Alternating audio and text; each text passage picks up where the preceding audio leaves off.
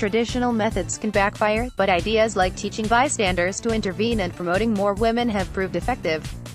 Reddit Lorraine Sorla. Many people are familiar with typical corporate training to prevent sexual harassment: clicking through a PowerPoint, checking a box that you read the employee handbook, or attending a mandatory seminar at which someone lectures about harassment while attendees glance at their phones.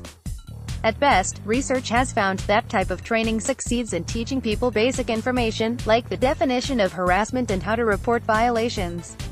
At worst, it can make them uncomfortable, prompting defensive jokes, or reinforce gender stereotypes, potentially making harassment worse. Either way, it usually fails to address the root problem, preventing sexual harassment from happening in the first place. That's because much of the training exists for a different reason altogether. Two 1998 Supreme Court cases determined that for a company to avoid liability in a sexual harassment case, it had to show that it had trained employees on its anti-harassment policies. But while training protects companies from lawsuits, it can also backfire by reinforcing gender stereotypes, at least in the short term, according to research by Justine Tinkler, a sociologist at the University of Georgia. That's because it tends to portray men as powerful and sexually insatiable and women as vulnerable. Her research has shown this effect no matter how minimal the training. It puts women in a difficult position in terms of feeling confident and empowered in the workplace, she said. Other research found that training that described people in a legal context as harassers or victims led those being trained to reject it as a waste of time because they didn't think the labels applied to them, known as an identity threat reaction, said Shannon Roski, a professor of business at the University of Wisconsin, Oshkosh. Training was least effective with people who equated masculinity with power. In other words, the men who were probably more likely to be harassers were the ones who were least likely to benefit, said Eden King, a psychologist at Rice University. Training is essential, but not enough, researchers say.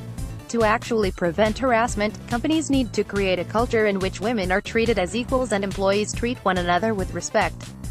Organizations often implement training programs in order to reduce their likelihood of being named in harassment suits or to check a box for EOC purposes, Ms. King said, referring to the Equal Employment Opportunity Commission. If we're actually trying to change or reduce the likelihood of sexual harassment, that's a different outcome altogether. That's not a knowledge problem, that's a behavior problem. Here are evidence-based ideas for how to create a workplace culture that rejects harassment. Researchers say they apply not just to men attacking women but to other types of harassment, too. Empower the bystander. This equips everyone in the workplace to stop harassment, instead of offering people two roles no one wants, harasser or victim, Ms. Roski said. Bystander training is still rare in corporate America but has been effectively used on college campuses, in the military and by nonprofits. One study found that soldiers who received the training were significantly more likely than those who did not to report having taken action when they saw assault or harassment. Another found that it changed college students' attitudes regarding sexual violence and individuals' ability to stop it, a change measurable both immediately after the training and a year later. Reddit Lorraine Sorla. Trainers suggest choices for what to do as a bystander. Most don't advise confronting the harasser in the moment, because it can escalate and put the bystander in jeopardy. If comfortable doing so, they suggest, a bystander can say something like, "That joke wasn't funny." Another option is to disrupt the situation, such as by loudly dropping a book or asking the victim to come to the conference room. Charles Sonder, referred to as Snackman in a widely shared video, diffused a fight on the subway by standing between the combatants, eating chips. Observers can talk to the harasser later, by asking questions but not lobbing accusations. "Were you aware of how you came off in that conversation?" Researchers also suggest talking openly about inappropriate behavior, like asking colleagues, "Did you notice that? Am I the only one who sees it this way?" One crucial element, researchers say, is for bystanders to talk to targets of harassment. They often feel isolated, and observers might not know if they thought the interaction was consensual or amusing.